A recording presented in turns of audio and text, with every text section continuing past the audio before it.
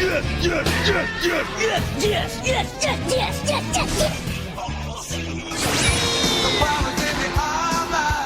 incredible! It's not a cartoon, it's anime!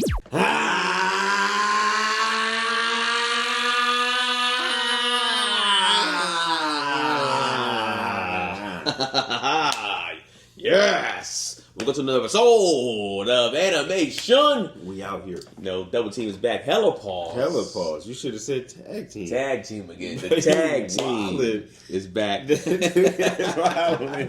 He bringing that katana ass energy to the next show, man. Hey, man.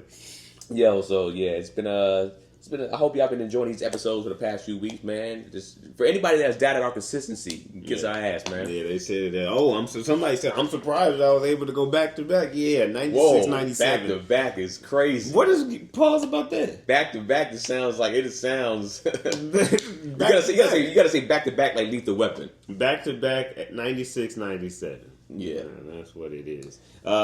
If you didn't know, if this is your first time watching and you just stumbled across, or you a seasoned veteran, you need to know that you're watching the greatest fucking anime podcast in the entire world. So man, shoot. Let's what you been up to? What you been getting into? I've been watching the good old Sakamoto Days. Finally. Started watching a very busy week, so I didn't get to watch as much as I like to. But he got active. I'm at the episodes where they were fighting the brothers. The Lou girl popped up. She literally fell. That's such a funny way to that cliche of the next new character being added, because they're in the assembling the team stage of the process, and I think it was very funny how she came, because they're getting meat buns, him and Sakamoto and Shin. They're walking, and then Lou just falls out of the sky, and she just happens to fall into two of the most deadly men on the planet as their teammates. So they go through that. You got a little bit of her backstory too, right? In there. Yeah. So her backstory is she's getting chased by assassins because her family has an heirloom, which is a key to a vault, and then that vault has all of the treasures that you can ever think of. And she's the last person left in that family. The I guess villain of that episode or stretch of episodes, he is a very short man.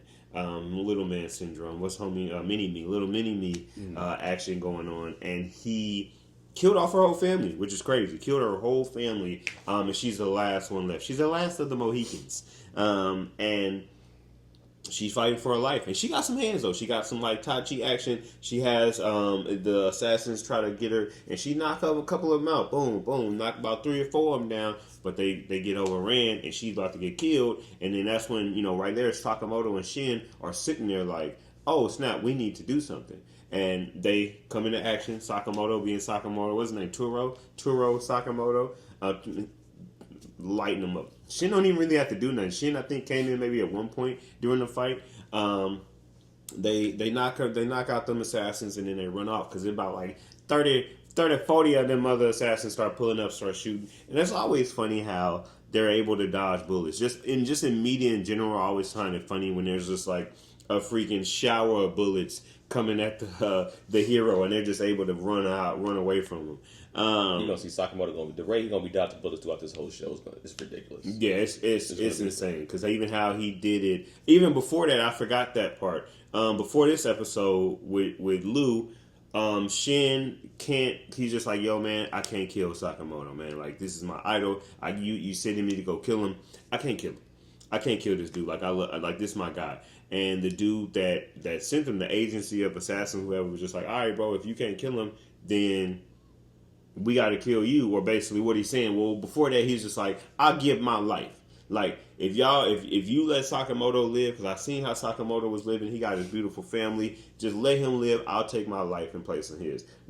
That's some very Japanese shit. Like, that's some very honorable stuff. It remind me of, like, I've watched some. Did you watch damn, I can't even remember. It's I forgot the name of the show. But it was a show that came out last year, and it was talking about the Japanese Empire and stuff, and how what is the name of that show? I can't. That's gonna bother me. But have you watched any Japanese shows? Yeah, essentially like they'll, it's like the honor. Sometimes it's like just on some honorable, some stuff like that. Yeah, I gotta find the name of it because that's gonna bother me. Shogun. Did you watch Shogun? Mm-hmm. So it's like Shogun. Like Shogun is just like if you bring any type of dishonor to some your family or whatever, you kill yourself. Seppuku. What did you call it the other day? Gachiakuta. I did say that. Seppuku. I know what I said, but I'm not repeating it. What is it? You know what it is? I forgot what it was. It was the other anime. It was a Gachiakuta. That's what he said. I definitely didn't say that, but. But yeah, so that was one of the moments where it was just like, damn, he really rocked with him. He really rocked with Sakamoto so much, and he was just like, man, I can't do it. I'll give up my life for him. Now, to Shin doesn't realize this, but Sakamoto bugged the gun, so he heard everything he said, and Sakamoto like, all right, bro, I'm riding with you. So the dude was just like, you know what? The head of the assassin was just like, all right, bro, if you kill yourself or get rid of yourself, I guess it's too late. I've already said it. If you unalive yourself, we'll spare Sakamoto. Now, Shin, he has clairvoyance. That's his power. So in his mind, the dude was just like, all right, yeah, right. I'm not going to spare your life, like spare Sakamoto's life. I'm going to let you hurt yourself, and then I'm going to go get Sakamoto. And he was just like, oh, yeah, I figured that you was going to do this. And then he was like, oh, snap, I forgot you had clairvoyance. And which is something you think you would need to remember in a time like that. So then they started blasting at him. He probably started packing people up. And that's the thing about Sakamoto. Like, Sakamoto is so cold that when Shin was trying to kill him, he made Shin look like fodder. But then Shin went against these assassins, and he was packing them up like they was nothing. So it's like Shin wasn't weak. It was just he was going against the big dog. Like you going against. You're gonna see there's a lot of levels on this show. And I was just like, damn, like because he really packed up Shin so easily that I'm like, damn, Shin, this is a dude that they had as Sakamoto's right hand, like his partner. But you can see like, nah, I'm a dog too. It's just that there's a bigger dog afoot. So he starts packing them up, but it does even get overwhelming for him. And that's when Sakamoto pops up and he caught a bullet with some freaking chopsticks. Mm-hmm.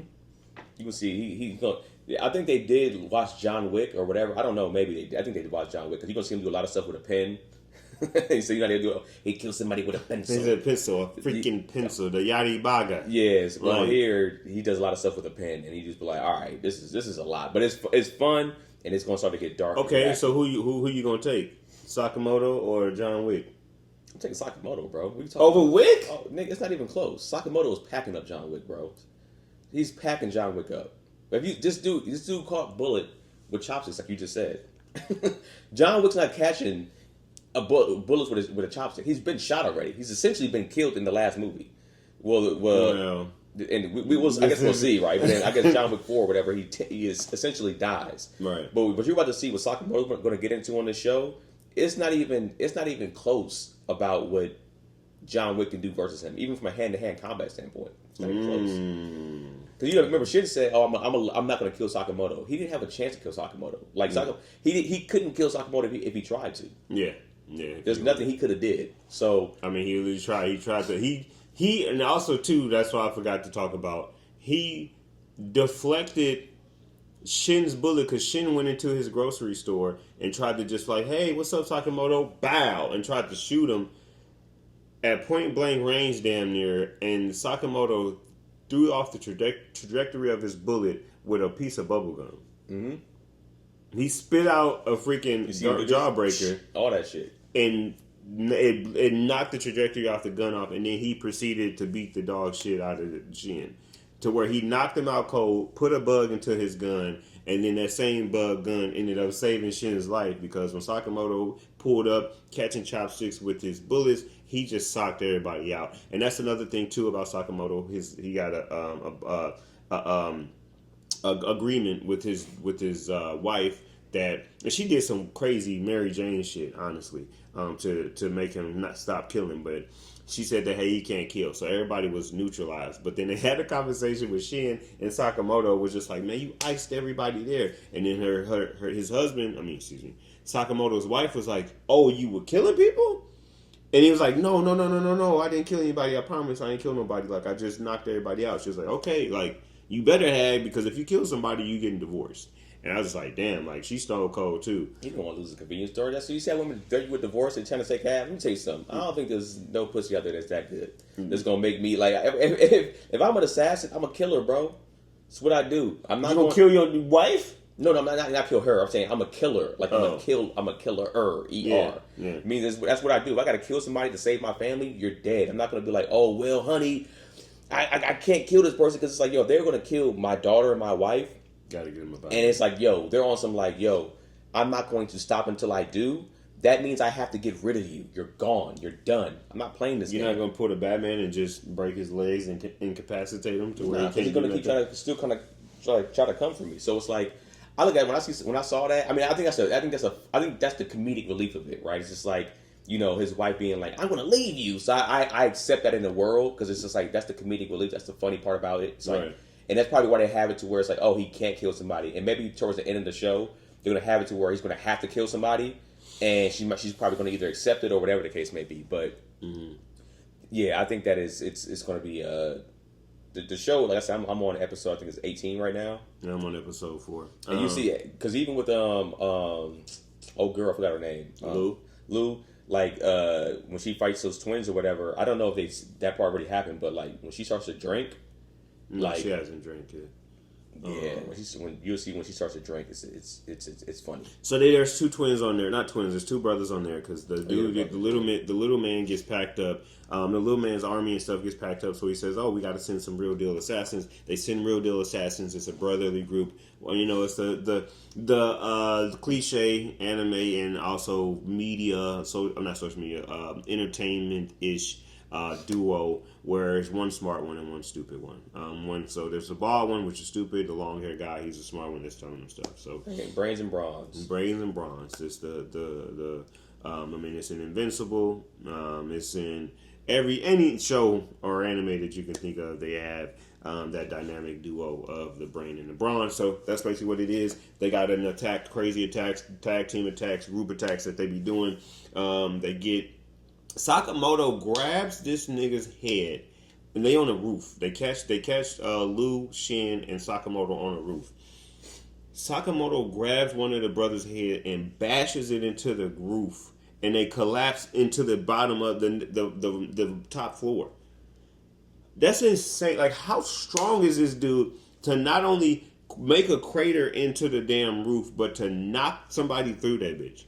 Yeah, I'm telling you how strong he is, and even though he's a fat dude, it's like you see how fast he's moving, you see how agile he is. That's going to be like most people shocked throughout the whole show. It's like, this guy is... Man, wait a minute, yeah. Why is he so agile? It's just like he can move. I like how he uses his fat to his advantage. Like you see his chin move and knocks himself around. Because he was talking to him like, hey, bro, he don't talk that much. But I like that he, you know, how Shin has his clairvoyance, so he hears his thoughts and stuff. And then when Shin be doing stupid stuff, Sakamoto will envision himself killing him, and I think that's pretty funny too. But Sakamoto was like, "Yeah, man, we probably need to get out of here." And then that's when one of the brothers kicked him in the face, and that's when you saw like him jiggling and stuff. So that was funny. But long story short, Sakamoto packs him up, packs both of those twins up, his brothers up, and then Lou is like, "Bro, why are you helping me?" And then it's a cutscene to Sakamoto and his wife before they had a child, before they were married and stuff. But I don't know why Sakamoto didn't wipe the blood off his face, but he was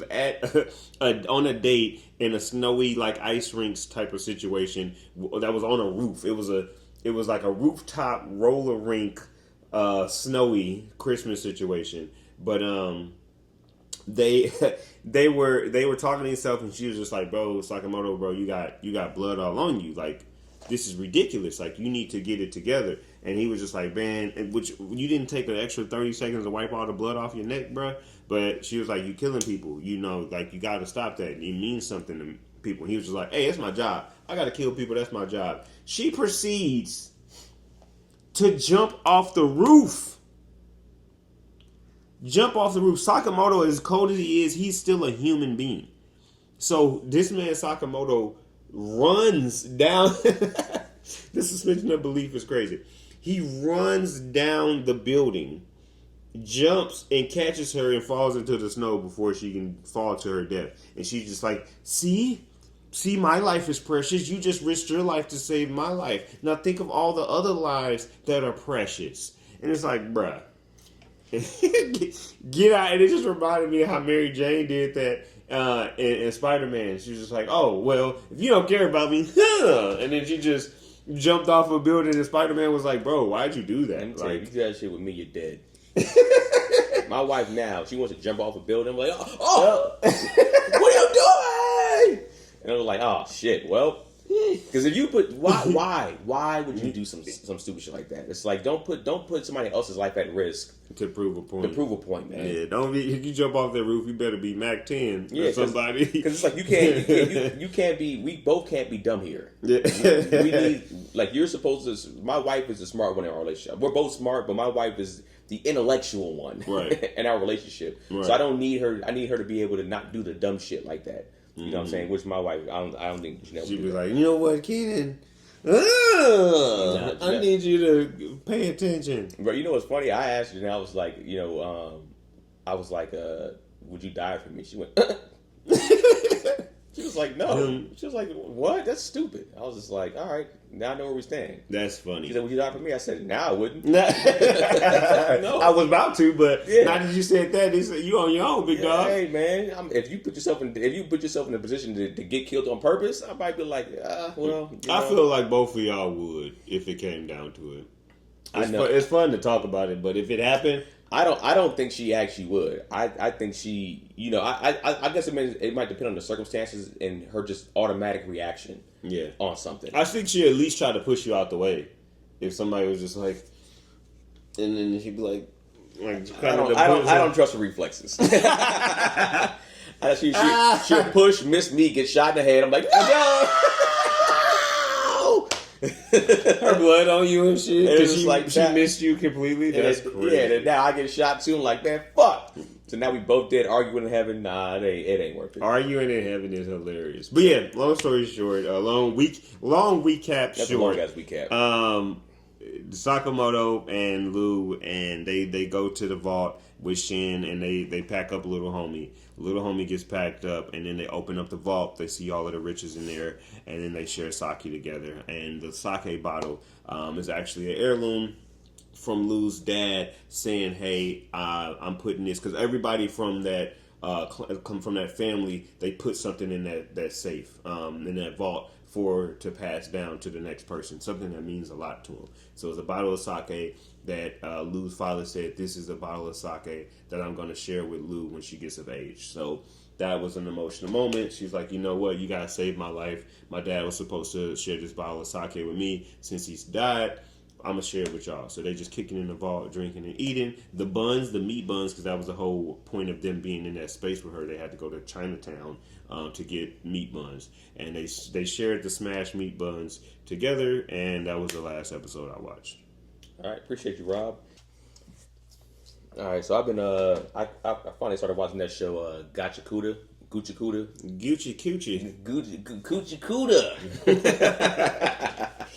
And there's a lot of hype around that show, so I wanted to finally check it out to see if the hype is real. And when it first started, I was like, it was cool. You know what I'm saying? First of all, first thing I'll say is the drip on that show might be top 10 anime drip ever. Yeah, they got that stuff on. Everybody got that stuff on. That's the thing. From what I've seen from the villains so far, they got that shit on. The cleaners, who was like essentially like the good guys, they got that shit on. But I mean, essentially the show was like that classic. The upper world, the rich people are up here. Yeah. They throw away a bunch of trash. The trash goes down to this other level, or it's essentially like this next level. And you saw like this the guy, I think his name Rudo. I think his name is Rudo. Mm-hmm. Yeah, Rudo. He'll take trash and he'll be like, this thing could be fixed up or it could be made better or whatever the case may be. Mm-hmm. So he has like this stepdad in a sense, not a stepdad, but it's like a person that stepped in as his father because his father got killed. Mm-hmm. And there's actually like a lower level that they throw you in, but people think it's hell. But like when they want to kill you, it'll be like you're gonna be sit here. They just drop you off in front of everybody, and you die or whatever. So his pops got dropped down there. I think when he was super super young, and then because everybody get to watch you get dropped down there too, right? Yeah, so somebody ends up this kind of masked guy ends up kind of killing. I'm like I said, I'm recapping this. There's a bunch of stuff that I'm not going to say. It's just too long to recap. But it's like some mass dude is killing the dude that's like the dude that's playing like like his father is killing him, and he's telling him to leave. Like, hey bro, just leave. I'm about to die. And then he don't leave, and they come to him like, oh, you killed him. And he's like. What? He's like, nah. So the girl that he had a crush on, that he was kind of like trying to holler at a little bit. Everybody was believing. I mean, she was the only one believing him. But when they strung the nigga up and hang him and drop him off, she was like, yeah, I trusted you. You probably did do it. That's like the last thing he saw was her kind of like see that and say that. And they dropped this nigga off to the abyss. So he has like these big ass gloves, right? These big gloves that I think technically his dad gave him. And, because his hands are, like, messed up or whatever under there. They give him these big old gloves. Yeah, because he got, like, he's black, like, his hands are black. He white, but his hands are like, blackened. So he gets dropped down there and all this trash and waste. He survives. He's seeing it. And then all of a sudden, these trash monsters kind of come. They're like trash dinosaurs, pretty much. They fucking strong as hell. Trash Sauratops? Yeah, pretty much like a trash Sauratops and stuff like that. They just coming through. And he's kind of like, he's grabbing things. And all of a sudden, they kind of like, they become like these, let's say he grabs a tire. The tire all of a sudden comes from a regular tire, and it starts to have these spikes on it. So he's able to like throw that shit like a weapon and stuff like that. But he don't know how he's doing it. He's like, what the fuck's happening? And then so he's trying to get through. He actually kills a few of those monsters.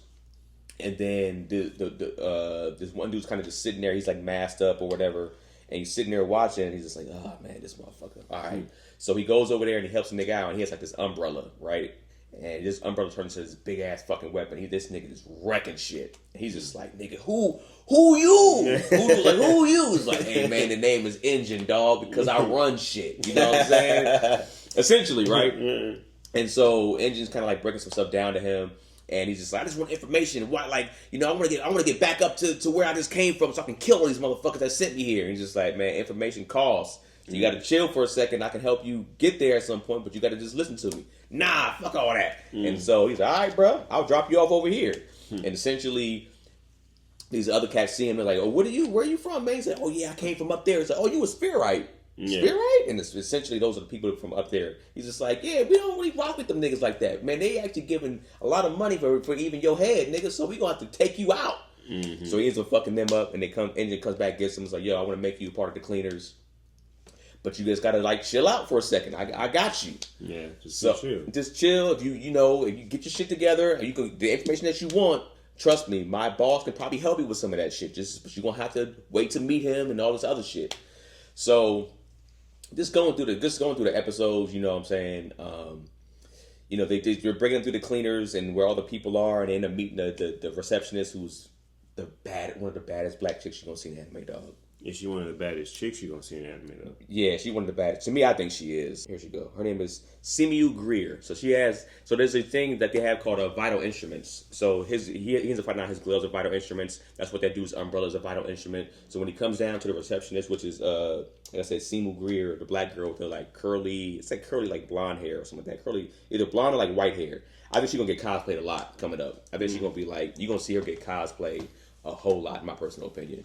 Because I think one, she's easy to kind of cosplay, and then she's just so fine. So her vital instrument is her glasses, so she can kind of read you and kind of see what essentially what you're gonna be and like your potential and shit like that. So she sees she's over 9,000. Yeah, it was kind of like a scouter in a sense, but she didn't give all the details. She said something, but she was just like she made a face, and she was just like, and he was like, and the dude Engine looked back like, what's up? She's just like, just kind of essentially go. And so he goes back, he brings them to all the cleaners, they talking to him, and it's like, all right, we're going to have you roll with this other girl named, I think her name is Raidu or something like that. Her name is Ryo and Raidu? Yeah, it's Ridu and Rio Reaper. Oh, okay, that's actually a smooth name. Rio Reaper. And so she has like red hair, like pigtails or whatever it is. So she's like, all right, roll with me. I want you're going to see, you can't become a cleaner yet until the boss comes back. And once the boss comes back, you could become he gonna accept you as a cleaner, but I want you to see how we work and see how we get down, pretty much. And so She walks out. They get there. These other trash dudes are coming, like these little trash animals, and these big ones start to come. And all of a sudden, she's just like, she pulls out a set of scissors, and she's just like, all right, watch your girl go to work. She got active with the scissors? And then her scissors turn big as hell, and it's like she's not using her hands with the scissors, she's using her feet. So she puts her foot in like one of the holes of the scissors, and she just cutting shit the fuck down. Like she's cold. Like she's super nice and slicing shit up. And eventually she kills this monster, and she finds out that this particular monster that shouldn't have this has a vital instrument inside of him. And so why is a vital instrument inside of him? So they're like, all right, something new is going on that we've never seen before. And you know, we gotta figure some shit out here. So Ridu, what's his name again? I keep getting this nigga's name. Rudo. His name is Rudo. Rudo, he don't know how his hands work. So when he activates his hands, he's just like, I don't know, I'm just getting angry, and my hands turn shit into shit, but I don't know how it's working. So he ends up having a moment where he almost got somebody killed, and he's just sitting there. They're back at the little break room, pretty much. It's just like, I'm trash, I'm nobody, I'm just, and I just want information, and blah blah blah blah blah, and just like, all right. So eventually he ends up. This is my prediction on the show, and I was wrong. But I was like, either the boss is going to be his dad, or the main villain's going to be his dad. So when the boss pulls up, it's a black dude. Another black dude in the show, super swagged out. He looked dope as hell, and he got the locks. Everybody, I think from what I've seen, everybody was hyped when he came in. Like a lot of the people online was like, "Yo, we got another black dude, and he's the boss, nigga. Hell yeah, nigga, we got one." Like everybody just hyped. We got these black people in the show. They got great representation. Then they got to go out. Mr. Popo's? Nah, it's no Mr. Popo. It's like he got the lock. He's like a dope, just a dope ass character. That's dope. So they got to go do some more work, and they end up getting called to do this to find out some information. And when they go over there, like, there's something off. Like, this girl's just sitting there. She's acting weird. She keeps, like, melting. She's just like, just go inside. Go inside. And they end up pushing this nigga inside. And they all, like, him, the guy that's supposed to be training him, who I forgot to say his name, but he don't really like Rudo like that. And then some of the other, they're not called cleaners. They're called, like, not protectors, but, like, pretty much, they don't have vital weapons. They just got, like, hands. Not straight hands. And so they fall up in there. And they end up meeting these dudes called the Reapers. And now the Reapers are essentially like the villains of the show. And some of them have like vital instruments also. And you know, the guy that's supposed to be training Rudo, he's packing them up. And then one Reaper comes out with the locks that everybody can see, and his name is Jabber. And this nigga just, I guess I'll keep it somewhat short with this because it is a long fight scene. But when you watch this nigga, shout out to Zeno who's playing his voice. People kind of having some issues with the voice. They feel like he's trying to like play like a black voice, but he's a black dude. I don't know what the fuck he's talking about. But this nigga Jabber is psychotic. Like, you want to see a psycho villain? This nigga just like, he's stabbing himself. Like, oh yes, finally! Like I just like the way his voice is done in there, and the fact that this nigga's just going all crazy, all hand. But I say during the fight, Rudo finds out what his gloves really do. And essentially, one of his boys ends up almost dying, and he's just like, yo, man, he grabs like this thing that he kind of prays to. He's like, man, I'll just hold it for you. And it turned into this weapon, this defensive weapon. And they end up finding out essentially what his gloves do is that it takes the potential of all shit that he finds that people think is trash, and it turns it into what their greatness is supposed to be.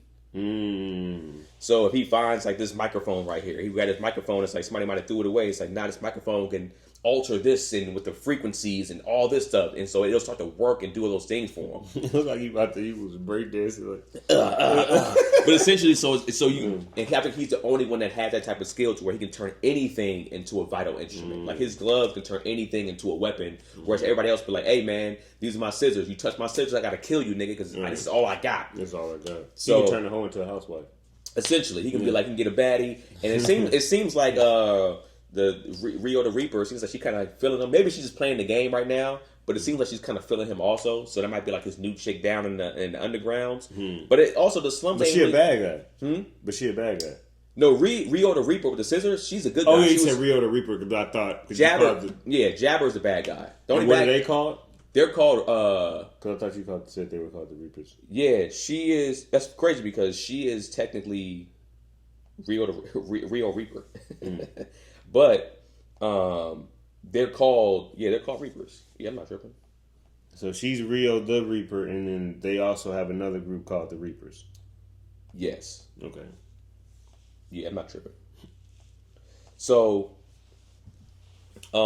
pretty much they end up they don't even really I guess they kind of beat Jabber, and you know the squad finally pulled up to save Redo and stuff like that. They pull up to save him because he's kind of like running out of steam. Yeah. And Engine and them pull up, and then this girl, we don't know who she is yet. She just pulls up out of nowhere, out of this little fucking. She just forms her own little sewer teleportation, whatever. She pulls up, she grabs Jabber, and it's like, hey man, it's time to go, bro. Like the boss said, we gotta roll. He's like, but the boss said I got a job, and the job is to kill these niggas. Like that's essentially what he's like. My job is to grab this cat and to kill the rest of these dudes. My job, I gotta get him back. That's my only job. She's just like, he said he's happy. Don't worry about it. Just come back, and when we get back, you know we gonna get some new instructions. So he ends up going off, and we finally kind of meet who this boss is. You don't get much information on him, but I was just like, he has white hair, so one of my predictions could be right. That could be his dad. That could. I still think that his dad is somewhere alive, doing something. Just the dad, the mama did. You know how it is with animated parents, man. It's like, well, somebody's just not there. You know, but the animation of the show is super. I guess to recap it all the way, the animation of the show is dope. The action's been pretty good. The motives right now for the main character isn't enough for me. Like right now, his motive is just like, yo, I just want information so I can get back up there to beat people up, and it's just like, who cares, nigga? Like they ain't fucking with you, so fuck them niggas. Right. And also too, where he's at in the slums, it's not even really that bad. It's like. The food is like he's never had snacks before, so he was like, "Yo, we got snacks." He's like, He's like, "Where I'm from, I can't get snacks. How you niggas get snacks down here?" And it's like, "Nigga, we got pizza, we got all type of shit. It ain't. We just down at the bottom, but we ain't necessarily broke." Yeah, and so he's eating the snacks. He was like, "Nigga, cookies. What is?" And it's just like, yo, the slums ain't really that bad. Enjoy your new place. These people love you. They rocking with you. I'm guessing they see something in him also to where it's just like, this nigga's either special or he's going to be the key to something. Ain't no such thing as a life that's better than yours. So, that was my, I know the recap was all over the place. But that's how I do it, nigga. Get the fuck over it. But the show has been, right now, well, what did you give Sakamoto Days for? You didn't give your... those first 4 episodes, I give it a solid 6,800. It's not bad. But it's just cool. I know it has a lot of potential down the line. It came out swinging, and it's a really good show. Yeah. I feel like with this show, too, I give it probably like a 65 right now.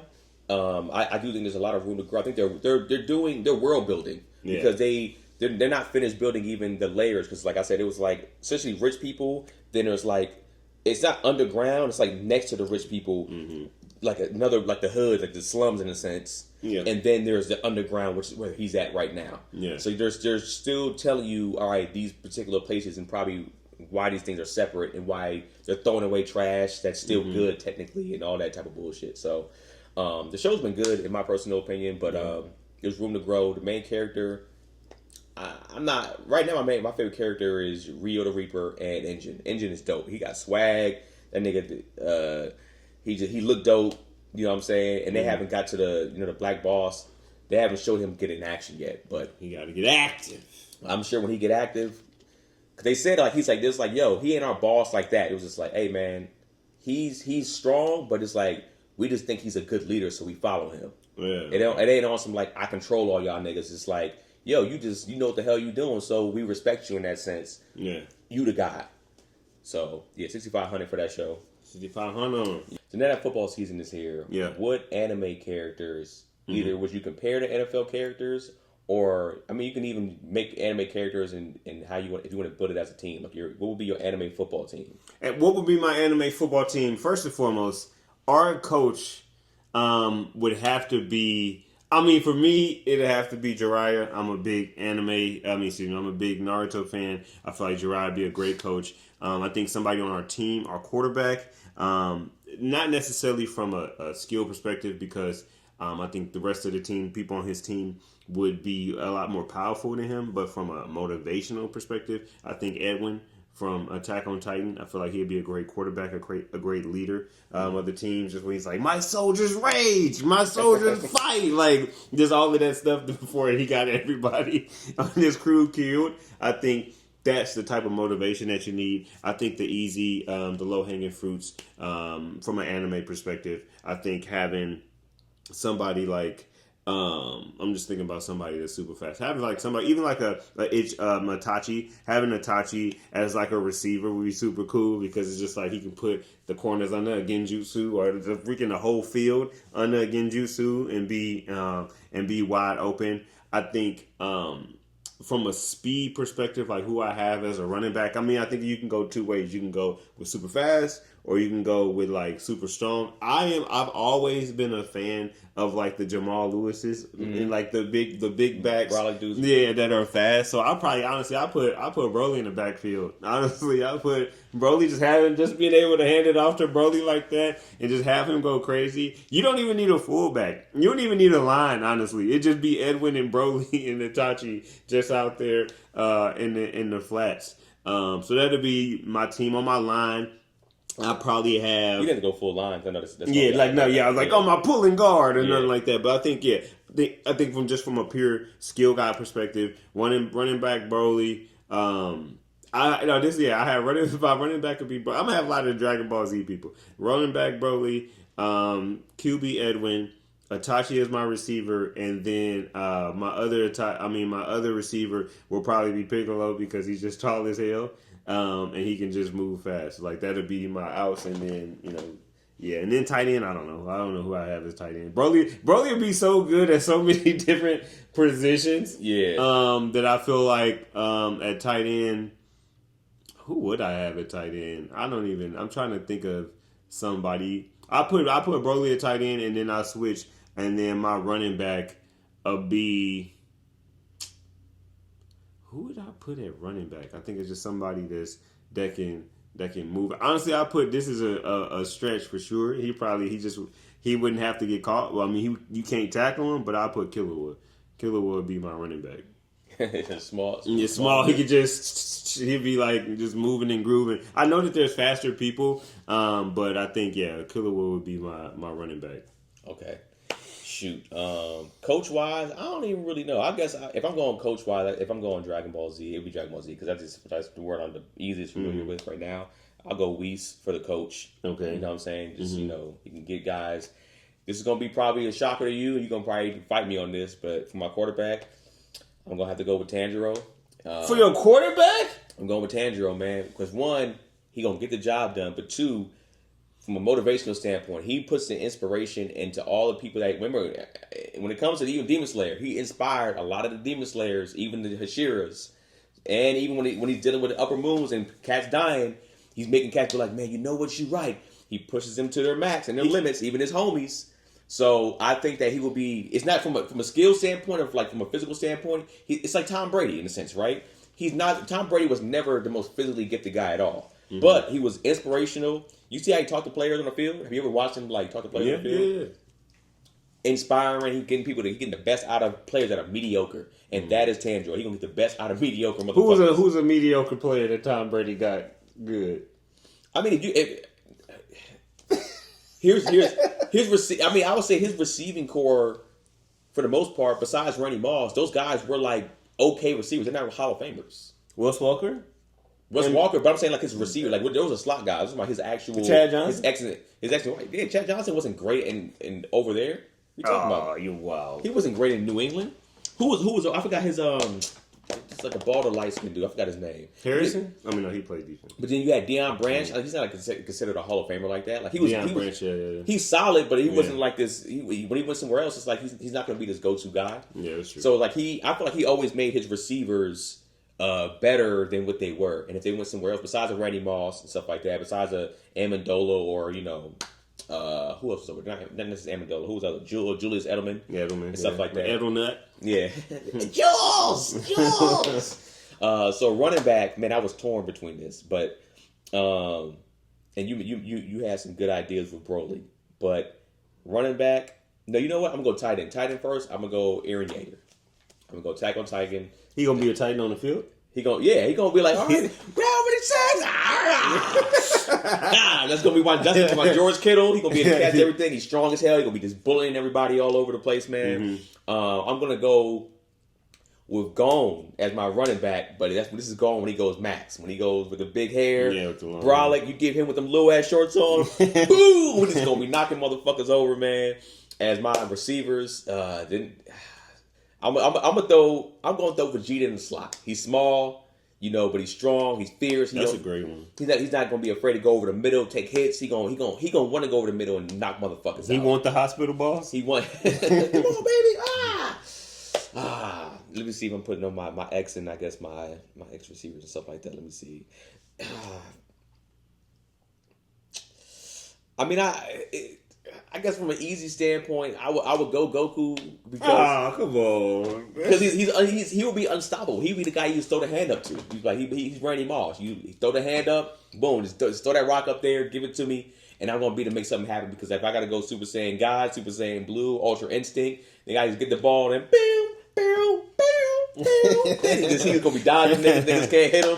He's going to it's a touchdown. It's an easy touchdown, man. So that'll be my little squad, man. Tanjiro, Eren Yeager, Gon, Goku, Vegeta, Whis as a coach. I think he can coach those guys up. I'm probably missing some people in there, but for the most part, those would be the key core guys that'll be like my star players of my football team in the NFL from an anime perspective. Man, you going so hard. I got to change my ex. No, man, no. Why you no? Because I tried to be safe, and I was like, I don't want. Why you trying to be safe for, man? Because it's like, bro. Because that's OP having Broly. No. I could have did Vegeta, Goku. I could have did all of them too. I picked Piccolo just to be like, I don't want two Saiyans on the same nigga trying to be modest. Nigga, I ain't trying to be modest. Nigga trying to win. How you gonna come out the game with weak ass Tanjiro? You know what? I'm sorry. You know what? I'm gonna switch a player. I'm gonna switch my quarterback because I just made a mistake and I didn't realize this. I tapped my shirt and I forgot who I got on my shirt. Oh, that's who I was about to pick on that thing. I was about to have Gojo take Piccolo's spot. I got Gojo as my quarterback because he's essentially the guy too. He's inspiring these guys. He's making these guys better. He's you know what I'm saying? He's my new quarterback. You see Gojo in there? That's an OP ass team. I literally was about to say switch to Gojo. Hey man, I didn't hear you. I didn't think you were. I didn't hear that. You should have said it from the beginning, man. Hey man. See, when a nigga want to be modest, man, I'm trying to be a winner. I'm trying to destroy cats. I'm trying to go on the field and immediately get you niggas up out of here, bro. You know what I'm saying? I ain't playing no game with y'all. So you say you putting Gojo as a receiver, then who you switching out? Piccolo. I was gonna take Piccolo out. Piccolo for Gojo. And like that was honestly, I'm just gonna switch my whole team. Oh no! I'm gonna go Sasuke. This. I'm gonna go. No, I think Edwin would probably be a better coach instead of Jiraiya. So I'm gonna go Edwin as my coach, and then that leaves open the quarterback's position. So I'm gonna go Saitama is my quarterback. Nah, man, I think you can't. You're gonna get one switch, man. You only get one switch. You got to make the one switch because you can't switch your whole team. You get one switch. But so I can't use Gojo. You can use whoever you want. You only get one switch though. You can't switch Saitama. You can't switch anybody. If you're gonna make Saitama the switch, that's your switch. You can't switch Gojo as a receiver. I don't want the same team as you, so I'm gonna go Saitama instead of Piccolo as my receiver. Okay, as a receiver, it's interesting. Okay. Yeah, I mean he's fast. True. And he can't. Who gonna tackle him? That's true. Okay, that's smart. All right. Whose team do you think winning, man? Put it in the comment section. Team Keenan versus Team Ice. Now this nigga want to pick the I literally was about to pick Gojo. The plot armor nigga of all time. You got two Saiyans as your receiver core. And I need something to deal with. But I picked him from the beginning. I didn't go, oh shit, I heard what you got. So let me make some alterations. I tried to be decent about it. You did make alterations. You changed. You went to Gojo. I'll keep Tanjiro as a quarterback if that's the case. Fine, you know what? Let's keep our regular team. We're gonna keep our regular teams that we had, and who y'all got? Team Keenan versus Team Ice. So no Saitama, all right. No Gojo for my quarterback. He got Piccolo as a receiver. No Saitama, all right. And you saw my squad. My squad was Tanjiro as a QB. My squad was Tanjiro, Eren Yeager. You know what I'm saying? Goku, Vegeta, and that's all I had. Is our teams playing against each other? Like your offense is also your defense? No, I was gonna say whose team you think is better. You say who teams do you think is better? Yeah, I stick with mine because Itachi got something that Vegeta and Goku don't, which is the Genjutsu. So if they can actually use their actual powers, then putting the defense on the Genjutsu, they gonna be able to do it. You got Tanjiro as your quarterback. Tanjiro can't even see over his line. It don't matter, his short ass just gonna be like, hey, he gonna be Kyle Murray. Just as a Niner fan, I got Brock Purdy as my quarterback. People feel like he's too short. He can't see over the line. He can't do this. He's one of the more accurate quarterbacks in the league. He's got some of the best statistics in the league. He has some of the best QBRs in the league. Hey, man. Nah, your quarterback in the league is 6'6". This catch is 6'5", they ain't trash. That's true, too. You know what I'm saying? Josh Allen, trash. You know what I'm saying? Freaking, but it's a difference between 5'11", 6 foot, and freaking 5'5". Tanjiro is 5'5". All you gotta do is look like this. He was coming Kagura. He gonna have to spin the ball like this. The ball gonna come out like this. That's crazy. It's shoot, man. If we wanna, I could hit the ball to Aaron Yeager all day, man. Just knocking motherfuckers over. But that'll be my squad. I don't even know how much time we got left on this. Yeah, my boy Erwin is 6 foot tall. He's 6'2". Erwin is 6'2". Erwin is 6'2". Boy, he could just, where you at? Tachi, what's up? What's up, Piccolo? You 7'8". He can just throw it up and then moss everybody. And then, if for whatever reason, the receivers get clogged up, just pass it over to Killua. Give it to Killua, and then Killua running up and through the gaps, man. So I take my team, man. Even though you try to go two Saiyans is crazy, and two of this strong. Oh, I forgot. I got Broly, and I got Broly at tight end, so I got Erwin able to look. Broly going down. Yeah, that shit. Tanjiro is 5'5". Oh shit. Hail Mary, run with me. That's all you gotta do. You gotta run that bitch off the gone the whole time, man. That's gonna be my Christian McCaffrey, my Saquon Barkley right there, man. That boy Tanjiro 5'5". He just gonna be throwing that bitch up. He ain't even strong like that to be throwing it up like that. He gonna be throwing slants to fucking Vegeta. Get him killed over the middle. God damn it, stop throwing the ball over the middle. Oh yeah, we're gonna be watching Demon Slayer next weekend, so we want to hear from y'all. How hyped y'all about the movie? Yeah. Let us know y'all reviews when y'all go watch it. We're gonna probably watch it and then come do a review. Like I said, I'm gonna go watch it in IMAX. Yep. And I'm gonna go watch it in 4D the next day. Yep. And hopefully my back is all right afterwards. But I think the 4D you can put the sensitivity down to a certain level. I think it's not all like, I think at least certain 4D theaters, like you can put it like up to the max. Or I think the one I went to before was like from a 1 through a 4 you can put it to. You've been to 4D before? Mm-hmm. I watched for Black Panther. Oh, how was that? It was amazing. Okay. You feel like the air shot in your face balls. Mm-hmm. It was like, but it was like rocking like this, and it more along the lines rattled.